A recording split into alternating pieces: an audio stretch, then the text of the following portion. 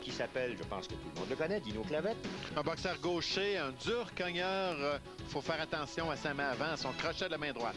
Francis Doiron, c'est un type qui nous vient de Saint-Jérôme. Chez les amateurs, il avait conservé une fiche de 17 victoires, 8 défaites. Il fait 6 pieds 1, 169 livres, tandis que Dubé, lui, c'est 6 pieds, 170, fiche de 4 victoires, 2 défaites, un verdict nul, 3 KO. Donc, bonne force de frappe du côté de Dubé à surveiller. Il est gaucher. Ça, c'est un peu ironique, Jean-Paul. Les deux, excuse-moi, ont la même fiche chez les amateurs. 17 victoires, 8 défaites. Francis Doiron a été champion des Gants dorés du Québec, champion provincial. Wow, bonne droite appliquée par Doiron.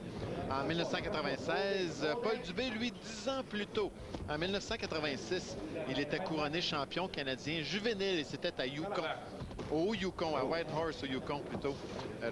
Donc, ça remonte déjà à plusieurs années. Paul Dubé est passé chez les pros en 1989. Seulement 7 combats depuis 89, c'est pas énorme, c'est vraiment pas beaucoup. Et vous aurez remarqué que le troisième homme sur le ring, c'est nul autre que Denis Langlois, un type qui est toujours en excellente forme physique. Ce gars-là, je sais pas si tu l'idée, ça fait des années, vieillit jamais. Moi, j'ai jamais vu un rythme de plus dans son visage. On a donc un affrontement entre deux boxeurs qui ont tendance à négliger leur défensive. Doiron a tendance à mettre les mains un petit peu basses devant ses adversaires.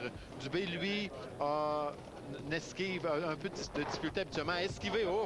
Comme on a bien vu ici, il a difficulté à esquiver les coups de son adversaire. Les deux frappent avec autorité, donc on s'attend à ce que le combat ne se rende pas à la limite des 4 assauts. Dans le cas de... Oh, attention, là, il y a une bonne sortie de la part de Dubé.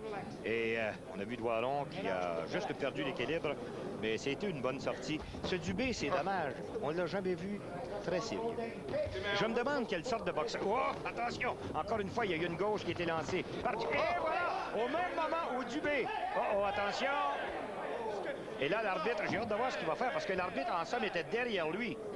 Mais si j'étais Doiron, je resterais au tapis. Toi, Yvon? En fait, ben, c'est ce qu'il fait. C'est en fonction de l'intégrité du boxeur. S'il est capable de se relever, il devrait se relever, mais s'il n'est pas capable de se relever, il peut rester. Là, on a bien vu, c'est évident. On va le revoir au ralenti.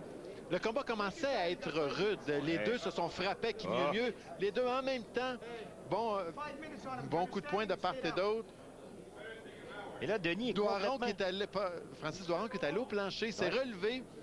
Dubé qui a frappé tout de suite. Oh, au moment où il en recevait un. Et regardez bien Langlois. Il est en arrière du boxeur et non pas en avant. Oui, ça, c'est une erreur. Une erreur, et j'ai hâte de voir quelle décision on va rendre. Par contre, oui, mais de l'autre côté, quand un boxeur va au plancher... Tu es supposé aller dans le coin neutre. Tu es supposé aller dans le coin neutre. Tu n'as pas le droit d'attaquer à nouveau avant que l'arbitre... Alors, voyons exactement... Avant que l'arbitre te l'autorise. Tu sais, même si c'était le contraire, si Doiron va au plancher, se relève et frappe Dubé, c'est lui qui est en tort. Tu n'as pas le droit non plus de frapper un adversaire après avoir été au plancher. Dubé qui était déjà coupé. Oui, il était déjà coupé. Je ne l'avais pas vu, moi. Oui, voilà. C'est fait, c'est officiel. Ça veut donc dire que la victoire est donnée à Francis Doiron.